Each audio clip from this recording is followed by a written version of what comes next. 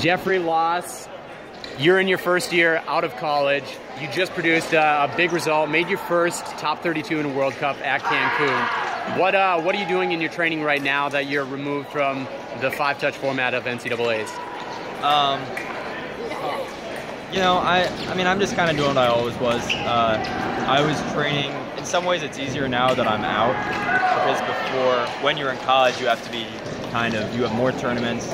You have to be training for the 5-touch format, and you also have to go back and advance the NACs and the World Cups, which are obviously the pools and Ds. You have 3 different schedules. Right, and it's a lot to kind of keep on top of. So in some ways, I almost feel like, just from a fencing perspective, I have a little bit of a break, because I don't have quite as much, you know, I don't have any extra pressure coming from different stuff.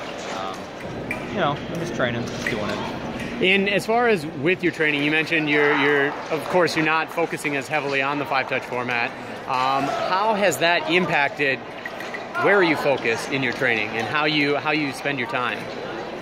I guess, to be honest, I know Mike Offertig, the Columbia coach, made a big deal about the 5 touches, and that was kind of like our whole thing. We did a lot of 5-touch drills at Columbia, but I never felt, when outside of Columbia practices, that I focused that much on it. I think at least for me personally, the difference between training for 5-touch bouts and training for 15-touch bouts wasn't that big. Maybe you do a couple more 5-touch bouts a week. It's really more of how well you're able to stay in that same headspace while you're at a college meet. And it's a little bit different kind of mentally, but I think just in terms of fencing, you still need to know how to fence. So it hasn't changed it too much, I think.